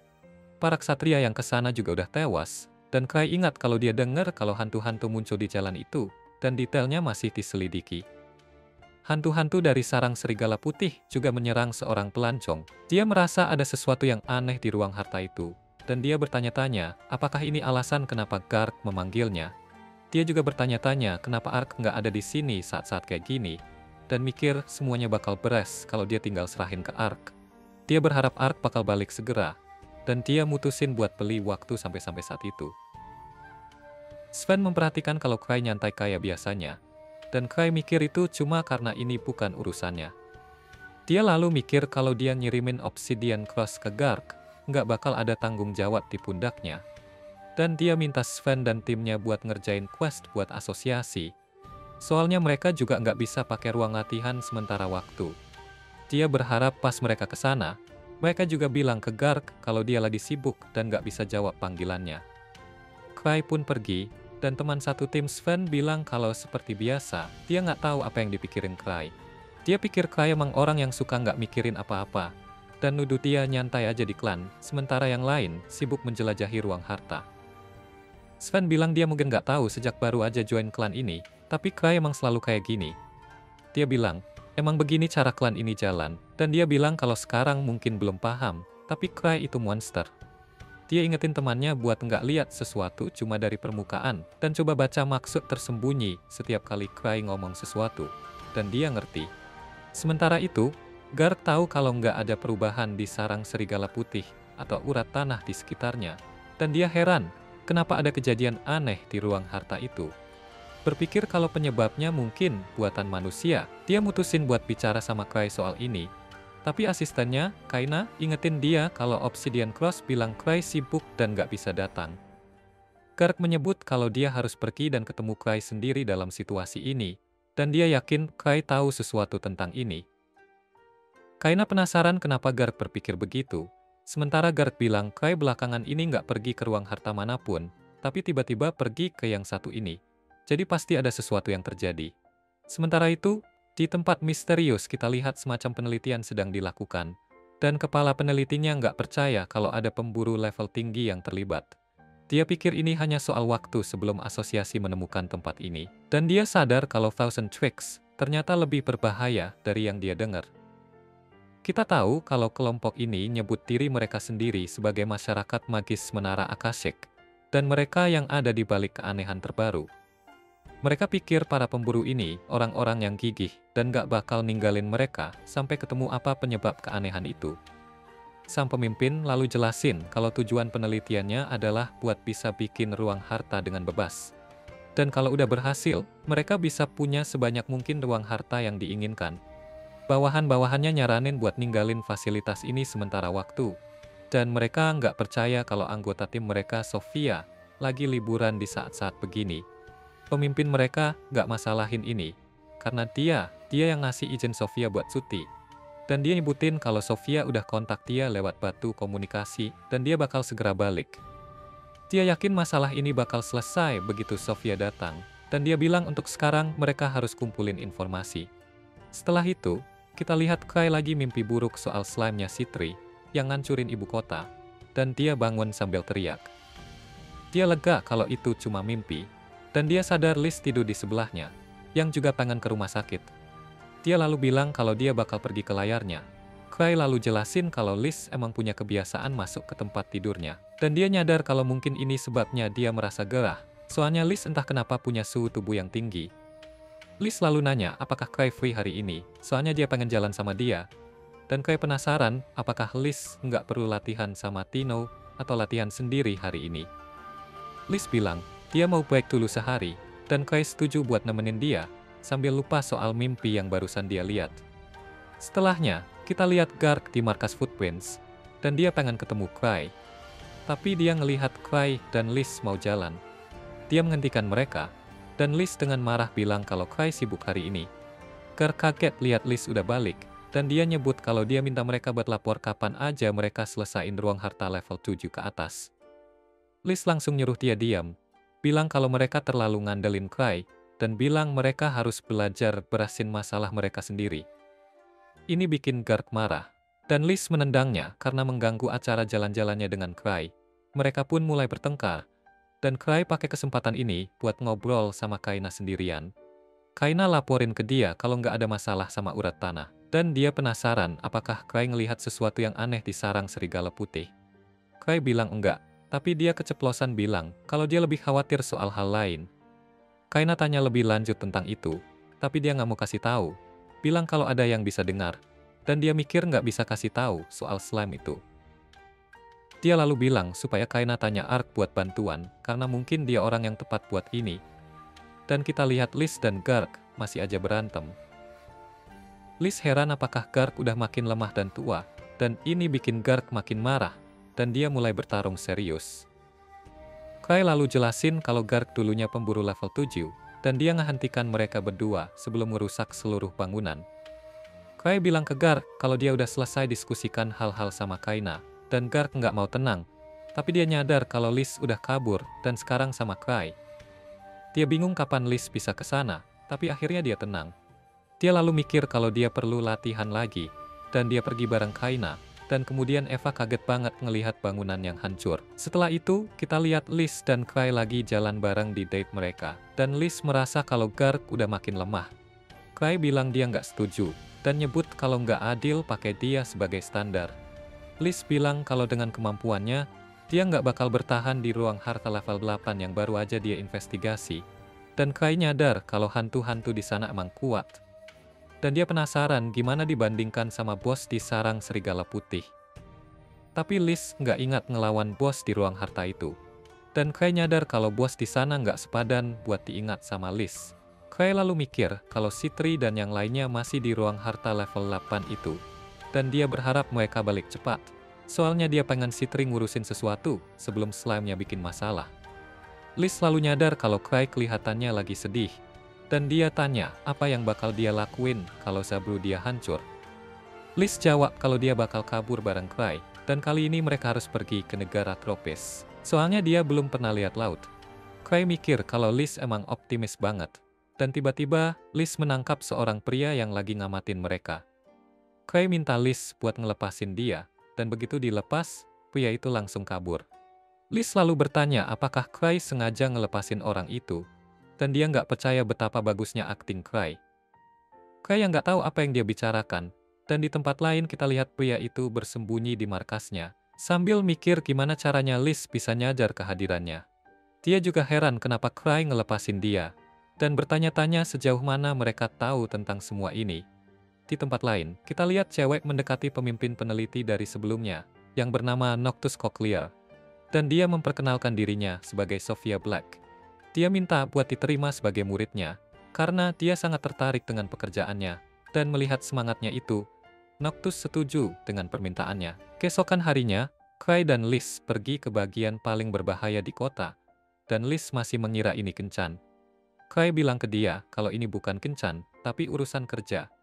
Berdasarkan info yang dia dapat dari Eva, banyak orang yang hilang dari daerah kumuh, dan meskipun biasanya dia nggak peduli soal ini, dia khawatir kalau hilangnya slime yang dicari ada kaitannya sama ini.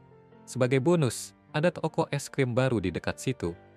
Dan Cry punya rencana buat mampir setelah menyelesaikan misi dengan cara yang paling simple. Dia kasih tahu Liz kalau mereka harus coba es krim dulu, dan Liz langsung seneng banget, tapi pemilik toko es krimnya malah panik. Ternyata, dia adalah orang yang pernah Liz tangkap sebelumnya, tapi Cry waktu itu malah ngebebasin dia. Sekarang dia takut kalau Cry sengaja ngelakuin itu, dan datang buat nangkep dia lagi.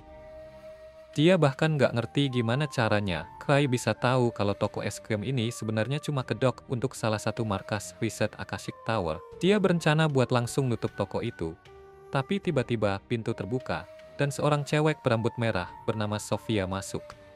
Si pemilik toko palsu mulai merasa ada harapan buat dia sekarang, karena Sophia ini adalah orang yang bertanggung jawab atas semua masalah pertahanan di organisasi mereka. Sementara itu, di luar pintu, Liz udah mulai nggak sabar, dan hampir niat buat ngebom pintunya biar bisa masuk. Tapi Cry buru-buru menghentikannya. Bilang mungkin toko es krim ini emang nggak buka hari ini. Liz akhirnya menurut, dan mereka pun balik ke markas mereka. Bikin si pemilik toko palsu itu merasa lega banget. Pas sudah balik ke kantor, Cry nanya ke Liz, apa dia tahu kapan alkemis Citri bakal balik dari gudang harta level 8. Liz bilang kalau kemungkinan masih butuh waktu, dan Cry cuma bisa berharap Citri balik sebelum slime-nya ngerusak seluruh kota. Pas lagi ngobrol gitu, tiba-tiba Eva datang ke kantor, dan kasih tahu kalau Asosiasi Hunter udah bikin tim buat investigasi sarang serigala putih. Kayaknya mereka serius banget kali ini, sampai-sampai ngirim ahli relik buat nyari tahu kalau ada petunjuk baru. Cry mikir ini pasti kasus besar. Tapi, dia nggak terlalu peduli juga. Soalnya dia emang nggak ada rencana buat ikut campur. Sementara itu, si pemilik toko palsu buru-buru ke markas Akashic Tower, dan kasih tahu semuanya kalau Cry udah nemuin dia. Dia ketakutan banget karena Cry bisa lihat kedok mereka yang sempurna itu, dan malah nggak ngelakuin apa-apa sama sekali. Sambil gemetaran, dia bilang nggak bisa tebak apa yang ada di pikiran Cry, dan yang lain juga sama clueless-nya di situasi ini. Akhirnya, mereka lihat ke arah Sophia buat minta saran, dan Sophia bilang kalau mereka harus berhadapan langsung dengan Cry dan klannya. Semua orang kaget, tapi dia yakinin mereka kalau ada peluang buat menang, meski musuh mereka level 8. Sophia percaya diri banget sama sistem keamanan yang dia bangun, dan yakin itu bisa ngalahin klan Cry. Penyihir tua di sana juga ngasih izin ke Sophia buat ngelakuin rencananya, karena mereka nggak mungkin terus-terusan kabur dari pertempuran ini. Keesokan harinya, bangunan klan First Steps penuh sesak sama petualang. Pas Tino masuk ke bangunan itu, dia kaget lihat sebanyak itu orang dan nanya ke seorang cowok di sana, apa yang lagi terjadi di sini?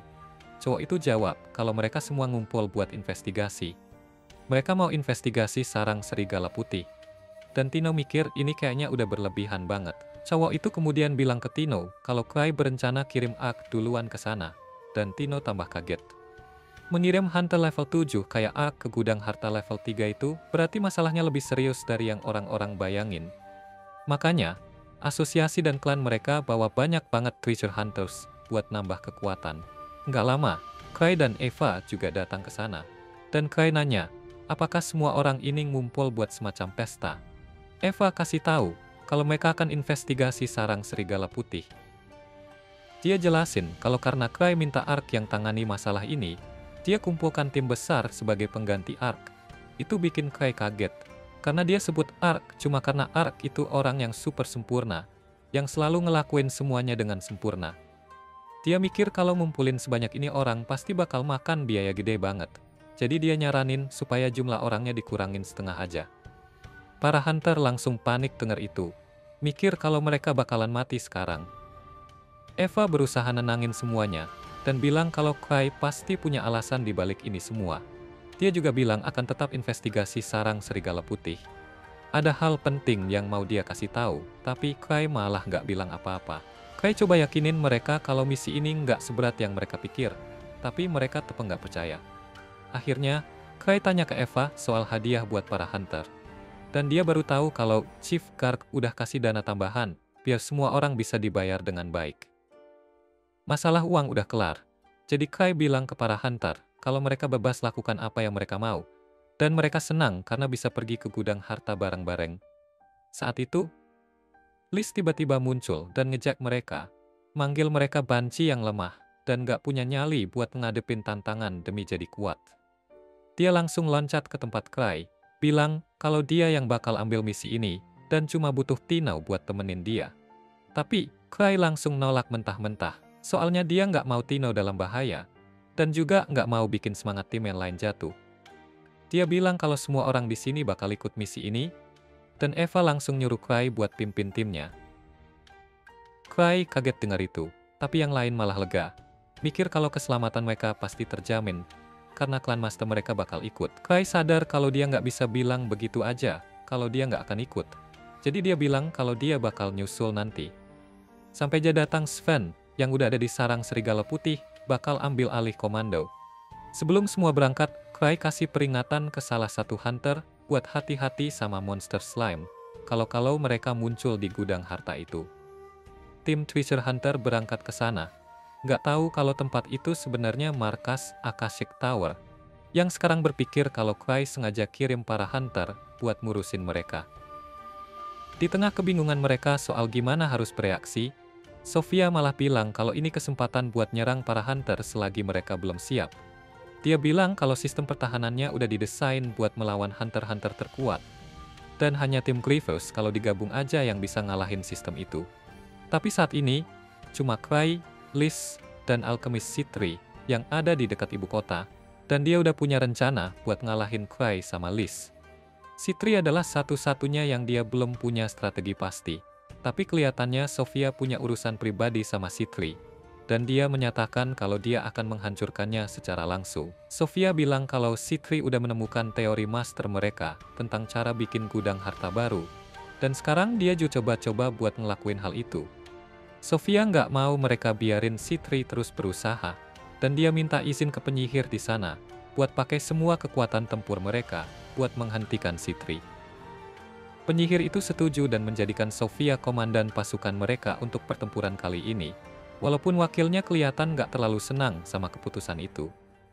Di atas mereka, Sven dan timnya gak menemukan hal yang mencurigakan. Tapi dia tetap yakin kalau Kai ngirim mereka ke sini untuk alasan khusus. Tiba-tiba, dia dapat panggilan, lalu minta temannya buat tiok peluit darurat, biar semua treasure hunter siap siaga.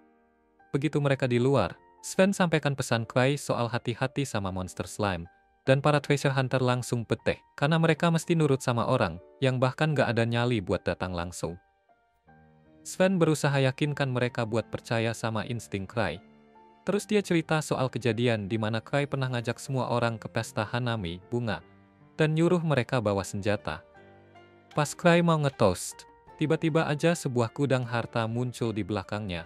Dan saat itu semua orang sadar kalau Kai udah memprediksi hal itu bakal terjadi. Para hunter tertegun dengar cerita Sven itu.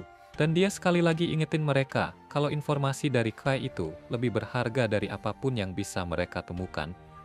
Di kantor Kai, Liz terus-terusan minta kerjaan ke dia karena dia pengen pamerin kemampuan bertarungnya di depan Kai. Kai udah lumayan jengkel sama tingkah Liz. Dan dia mikir sampai kapan dia harus tahan-tahan diri sebelum para hunter bisa beresin masalah di sarang serigala putih, biar dia cuma perlu muncul di akhir-akhir aja. Pas banget, Alchemist Citri tiba-tiba muncul dan bilang ke Kai kalau dia ada di sini buat bantu ngurusin organisasi kuat dan licik yang bisa jadi ancaman besar buat dunia dalam waktu dekat. Begitu dengar soal Akashic Tower dari Citri, Cry langsung ngusir Liz dan Tino keluar dari kantornya, biar dia bisa fokus dengar informasi penting ini. Di sisi lain kota, Kirk juga siap-siap pakai armor tempurnya buat masuk ke gudang harta dan buktikan kalau masa kejayaannya belum berakhir. Asistennya berusaha cegah dia karena takut dia malah keseleo atau malah patah tulang leher. Tapi tiba-tiba Citri datang buat ketemu dia dan kasih tahu informasi penting soal musuh sejati mereka. Balik lagi ke kantor Cry, dia mikir gimana Citri adalah satu-satunya di lingkaran teman mereka yang nggak terlalu kuat banget. Dia selalu tahu kalau dia nggak bakal bisa bertarung di garis depan dan pengen ngelakuin sesuatu yang lain buat dukung teman-temannya. Waktu itu, Cry yang kasih ide buat jadi alkemis, dan dari situlah dia jadi alkemis terhebat. Citri bilang ke Cry kalau slime yang dia ciptakan punya kemampuan buat cepat beradaptasi dengan lingkungan dan berevolusi. Tapi itu prototipe gagal yang nggak stabil. Tapi dia udah pastiin, slime itu nggak bakal targeting dia atau Cry. Dan Cry jadi deg-degan mikirin kalau kota lainnya masih dalam bahaya. Dia bilang ke Citri kalau dia nggak tahu gimana dan kapan slime itu hilang.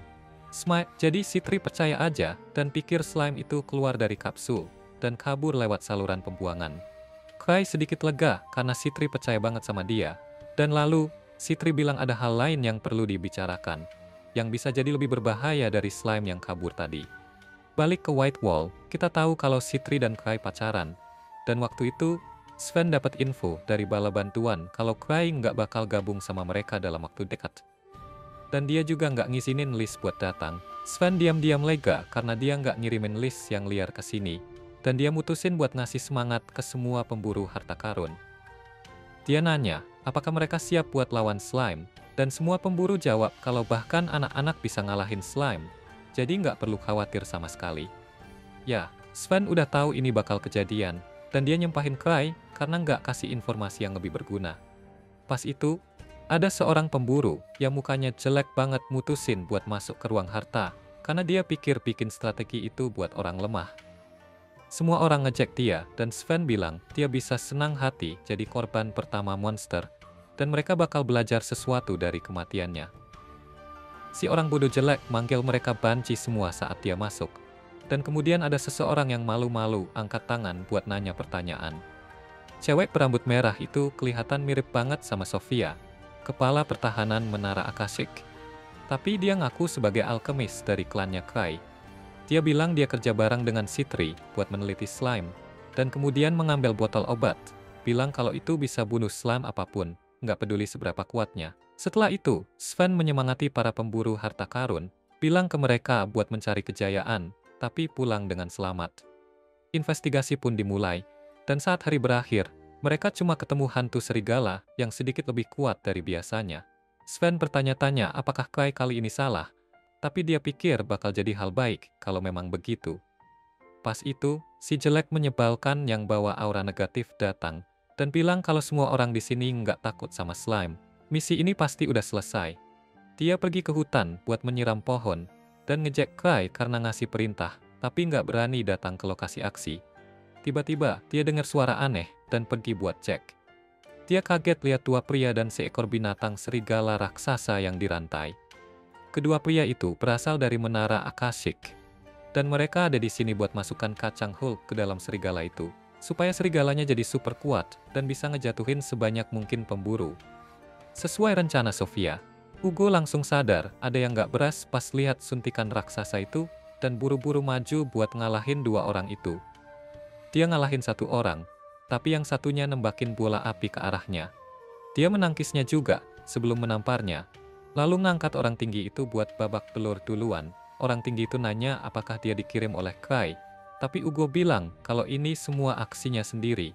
Sementara dia lagi hajar orang itu, partnernya nyuntikan serum peningkat kekuatan ke serigala, yang tiba-tiba mulai meleleh di luar, tapi jadi makin berbahaya karenanya. Kedua orang itu bilang, kalau monster ini bakal nyari jumlah mana terbesar di sekitar, dan menyerapnya buat jadi makin kuat. Monster itu langsung menyedot mana dari kedua penyihir itu, dan Ugo meniup peluit peringatan buat kasih tahu semua orang. Sven langsung nyuruh semua orang siap-siap buat bertarung begitu dengar peluitnya, dan mereka berkumpul di luar hutan, bersenjata dan siap tempur. Gak lama kemudian, Ugo datang lari-lari, luka parah dan kehilangan satu lengan. Dia bilang, Kai benar selama ini dan ada monster slime yang sangat kuat di hutan itu. Tiba-tiba, hantu serigala yang berubah jadi slime karena serum pencair itu datang, dan Sven nembakkan panah ke arahnya, berusaha ngehancurin kakinya dulu. Para penyihir nembak sihir api dan es ke serigala slime, tapi nggak ada yang ngefek.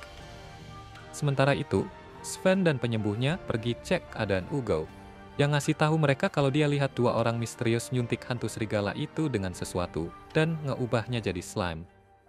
Serigala slime keluar dari serangan sihir tanpa cedera, dan Sven mutusin buat coba serangan fisik. Dia nargetin busurnya ke slime dan nembak kilat setengah husin panah, tapi nggak ngasih damage apa-apa ke serigala slime. Sven kaget ngelihat baik serangan sihir maupun fisik nggak mempan ke slime itu, tapi dia tetap bilang ke para pemburu kalau mereka akan bertarung selama bisa. Serigala slime mulai nyerang mereka, dan Sven bilang buat jaga jarak dan hindari serangannya, karena monster itu cukup lambat. Dia kemudian lari ke serigala slime, dan dia lihat serigala slime masih ada di sana. Dia lari ke Sofia dan minta bahan kimia anti-slime yang dia punya.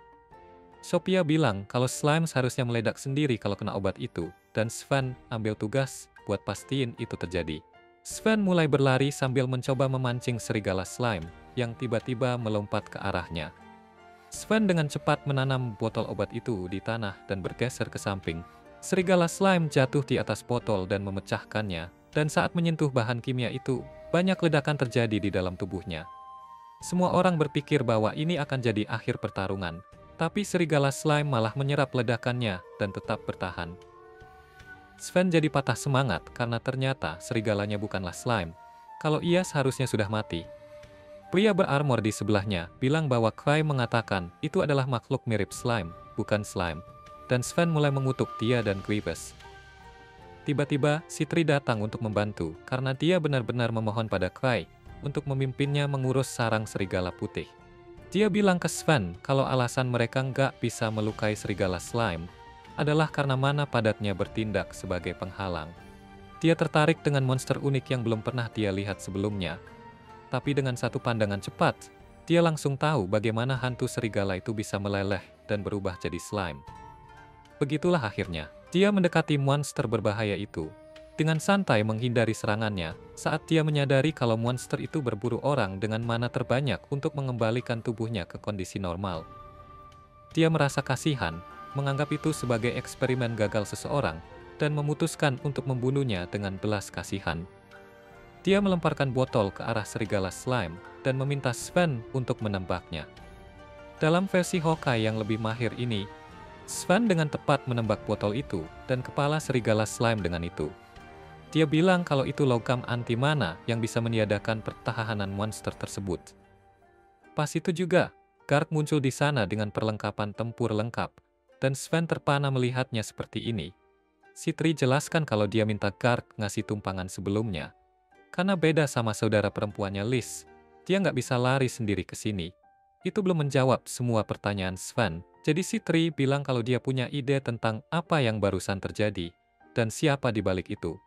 Dia membawa semua orang ke sebuah kemah, tempat dia menjelaskan keberadaan menara Akashic dan pemimpinnya Master Magus. Para pegawai kantoran berpenampilan pejabat tinggi mengatakan bahwa Magus sudah lama dilarang masuk ke ibu kota kekaisaran, dan dia menanyakan apakah mereka benar-benar berpikir larangan itu berguna. Dia bilang kalau ruang harta ini adalah markas menara Akashic, dan Sofia menyarankan kalau mereka mungkin punya banyak peralatan penting di sini. Sitri benar-benar kenal cewek ini, dan dia membenarkannya, mengatakan bahwa itu benar, dan untuk mencegah siapapun menemukan penelitian mereka, menara Akashic sedang bersiap untuk bertempur. Dia bertekad menghentikan mereka dan eksperimen ilegal serta berbahaya mereka, dan untuk itu, dia meminta semua orang mengikuti dia. Dia bilang kalau dia bukan Kai, tapi dia akan tetap berusaha sebaik mungkin. Kemudian, saat semua orang bersiap-siap untuk bertarung, asisten Sven bilang bahwa Sitri tampaknya cukup berani. Dia bilang jangan meremehkan cewek itu, karena dia menggunakan fakta bahwa dia lemah untuk memanfaatkan segala cara agar bisa menang. Dan dalam hal itu, dia sama monsternya dengan Grievous lainnya. Di sisi lain, Liz lagi duduk di pangkuan Kai, sambil minta izin buat pergi membantu Sitri, karena dia yang paling lemah. tapi Cry dengan tegas menolak meladeni rengakannya. Di dalam sarang serigala putih, di markas Menara Akashic, para bos besar lagi baca buku petunjuk yang ditinggalkan sama Sofia. Dia nulis kalau mereka harus ngelepasin hantu-hantu yang ditangkap satu persatu. Tapi para cowok ini nggak setuju, karena bakal bikin para pemburu gampang ngalahin mereka. Walaupun si bos udah kasih wewenang penuh ke Sofia, mereka mikir cewek mana tahu soal perang, jadi mereka harus ambil alih keadaan. Akhirnya, mereka memutuskan buat ngacangin instruksi Sofia dan ngelepas semua hantunya sekaligus. Di luar gua, si Tri sama petualang lainnya lagi nanya-nanya ke dua anggota Menara Akashic yang tertangkap. Si Tri janji bakal ngelepasin mereka kalau bisa kasih tahu lokasi bos mereka, Magus. Si dua orang bego ini siap berkorban demi bos mereka. Tapi ternyata itu cuma jebakan. Dan si Tri cuma mau memastikan kalau Magus beneran otak dibalik semua ini. Dia kasih pilihan ke kedua tahanan itu. Mau gampang, atau mau cara yang dia suka. Mereka nggak mau ngomong. Jadi si Tri ngeluarin serum kejujuran buat dipakai ke mereka. Tapi para pejabat pemerintah malah sok taat hukum. Dan bilang kalau pakai alat yang bisa ngerusak pikiran orang itu melanggar hukum. Si Tri cuma nanya apa mereka lebih peduli sama hukum daripada nangkep Magus. Dan bahkan guard bela dia, nyuruh pejabat itu biarin si Tri kerja. Dia meyakinkan semua orang kalau dia cuma main-main, dan serum itu sebenarnya cuma kuku bima energi rasa anggur. Dia minum semuanya, dan tiba-tiba ada raungan keras yang bikin kamp bergetar. Semua orang keluar dan melihat slime serigala raksasa datang ke arah mereka. Kali ini warnanya merah dan lebih cepat dari sebelumnya. Si Tri bilang mereka harus analisis penghalang di sekitar monster itu buat ngalahin. Dan buat itu, dia butuh para tanker buat berdiri di depan monster dan tahan serangannya, meskipun ketakutan. Seorang tanker menurut apa yang si Tri bilang, dan monster itu langsung bikin tamengnya terbang. Si Tri lalu nyuruh para penyihir buat nyerang slime serigala dari segala arah. Sementara dia tahu kalau penghalang magis monster itu bikin dia kebal dari serangan jarak dekat. Dia bingung gimana cara ngatasinnya, tiba-tiba muncul slime serigala biru. Semua orang panik dan mikir mereka harus mundur sekarang juga. Tapi si Tri ngomong kalau dia nggak nyangka Menara Akashic dipegang sama orang-orang bego, padahal harusnya buat peneliti. Dia nyuruh semua orang berhenti nyerang dan mundur ke tempat aman, sampai kedua monster itu saling berhadapan. Mereka mulai saling hajar, dan si Tri ngejelasin kalau slime serigala bakal nyerang musuh yang punya mana paling banyak. Jadi mereka malah nyerang teman sendiri. Enggak lama, makin banyak slime serigala datang, dan mereka serang menyerang satu sama lain, sementara kedua tawanan kaget lihat senjata kuat mereka gagal. Di markas mereka, Noctus lagi ngomelin orang-orang tolol yang bikin kesalahan, dan gak berhenti meski udah lihat dua monster pertama, malah saling serang. Sofia lagi kontak mereka lewat alat komunikasi, dan dia bilang sekarang mereka nggak bisa ngapa-ngapain soal monsternya, tapi masih ada trik lain yang bisa dipakai. Tapi, dia ngasih tahu kalau situasi di luar udah berubah, karena si Tri sama Garg udah gabung sama para pemburu. Noctus dan Loki langsung panik dengar nama Garg. Tapi Sofia bilang mereka masih punya peluang bagus buat menang. Mundur tuh nggak mungkin, katanya, soalnya para pemburu udah nangkep dua orang mereka. Dan meskipun mereka nggak ngomong, si Tri bakal tahu lokasi markas mereka cepat atau lambat. Sofia bilang mereka harus bikin musuh datang ke markas sebelum mereka siap, dan habisi mereka semua dengan kartu as. Pertama, dia mau turunin binatang super kuat bernama Malis Ica, buat ngalahin para pemburu. Tapi karena hewan itu masih modal latihan, ada yang harus ngedaliin. Dia kasih kesempatan ke si bego Flick, yang sebelumnya ngecewain, buat tunjukin kemampuan penuh dia, dan nyuruh dia ngendaliin Malis Ita buat ngumpulin semua pemburu. Flick merasa terpicu sama kata-kata Sofia, dan dia bersumpah di depan Noctus kalau dia bakal ngebawa para pemburu ke markas. Di markas para pemburu harta, Talia ngeliatin si Tri yang sibuk kerja, dan dia mulai mikir gimana si Tri selalu jadi jenius tanpa saingan. Si Tri selalu super termotivasi dan kerja keras, bikin Talia sering minder karena merasa kayak bayangannya aja. Tiba-tiba, Sven datang dan ngebangunin dia dari lamunan.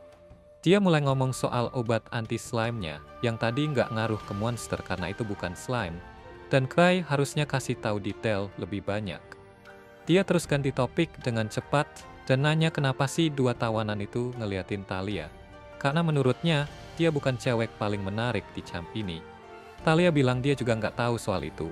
Dan Sven bilang ke dia buat datang ke dia kalau ada apa-apa. Nggak lama kemudian, Sitri berhasil nemuin lokasi markas Menara Akashic dengan analisis medan dan aliran mana di daerah itu. Semua orang kaget dan terus Sitri nanya ke tawanan kalau tebakannya benar. Reaksi panik para tawanan cukup bikin teori Sitri terbukti.